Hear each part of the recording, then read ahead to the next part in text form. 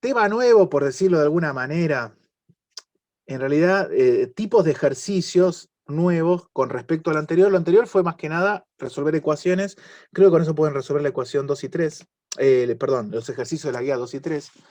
Entonces lo que vamos a hacer ahora es resolver ejercicios que de alguna manera u otra implique representación en el plano complejo, ¿sí? Hacer dibujos gráficos en el plano complejo. Entonces, para eso,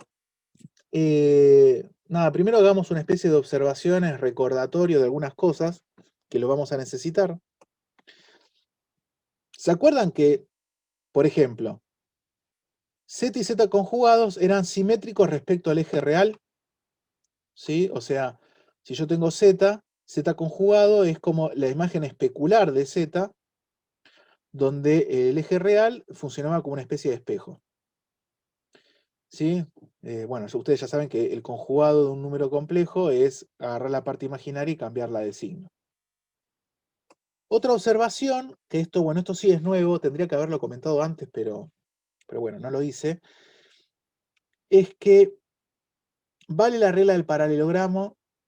A ver, cuando ustedes me habían preguntado por el tema de si el número complejo es un vector. En realidad, el número complejo es un punto en el plano que lo puedo asociar a un vector, pero en realidad no es un vector, ¿sí? Si quieren, lo puedo asociar a un vector, pero tiene como una especie de vector asociado como para poder identificar a ese punto, que el punto sí en el plano sería como el número complejo. Entonces, de manera gráfica, si yo por ejemplo tengo el número complejo Z, el número complejo W, bueno, le puedo asociar un vector, otro vector, y trazando un paralelogramo, esta línea, este segmento, perdón, es paralelo a lo que sería el vector de W, esta línea, este segmento sería paralelo, y bueno, de igual tamaño, ¿no? También al vector asociado al número complejo Z. Entonces defino una especie de paralelogramo y esta diagonal, el puntito este que está terminando esta diagonal, este vértice es Z más W. Entonces acá tiene una manera gráfica de obtener Z más W. Bien. Esto supongo que la regla del paralelogramo lo habrán visto, perdón por lo reiterativo, pero lo vieron en física. Suma de vectores.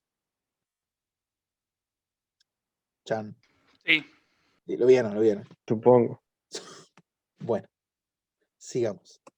Bien, y la tercera y última observación en esta diapositiva es, ¿qué pasa cuando yo tengo, a ver qué me pusieron? Hay gente que digo física y nada, se retuerce de dolor. A ver, si yo tengo un vector, perdón, tengo un vector, tengo un número complejo Z, ¿ok? Y lo voy a representar mediante un vector que vaya desde el origen hasta ese punto del plano, que es el número complejo Z. ¿Qué pasa cuando lo multiplico por un número real? Lo multiplico por un número real. Entonces lo que hago es, de alguna manera, estirarlo o alargarlo a ese vector, pero que no sale de la recta que contiene al vector original asociado al número complejo Z. Entonces, a ver, por ejemplo, veamos acá el gráfico. Yo tengo el vector asociado al número complejo Z, ¿no? Supongamos que alfa y beta son números reales positivos. Entonces, como son positivos, cuando yo lo multiplico por z, el vectorcito asociado al número complejo no me cambia el sentido, me apunta para el mismo sentido que z. Ahora, si el módulo, por ejemplo alfa, el módulo de alfa es menor a 1, me lo achica. Y si el módulo de beta es mayor a 1, me lo agranda. O sea, lo hace más, me agranda su módulo, ¿no? Pues recuerden que el módulo era la distancia desde el origen hasta el número complejo, o sea, el largo de la flecha. Ahora, ¿qué pasa si yo lo voy a multiplicar al número complejo z por un número, insisto, real, pero negativo?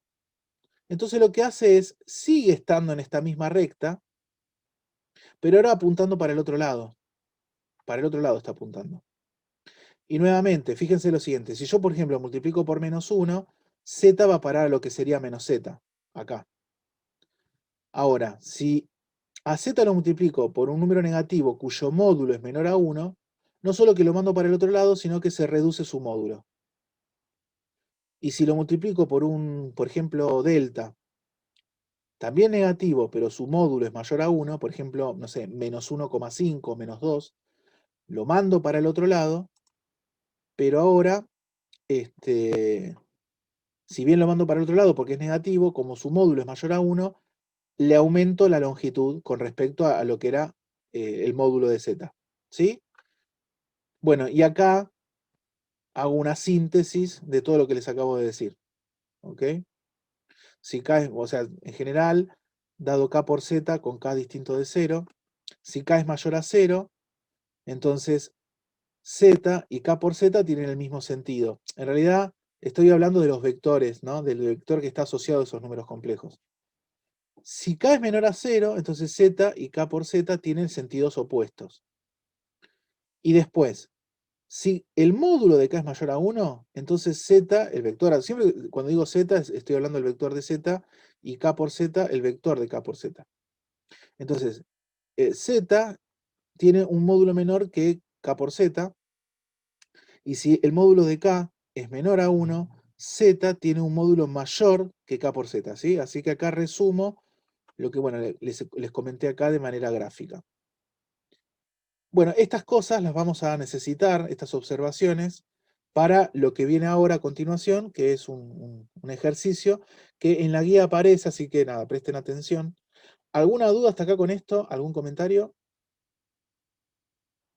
Veo que Creo que no. no. Es como vectores. Sí, sí, estamos asociando a cada número complejo en el plano un vectorcito que sale del origen, exactamente.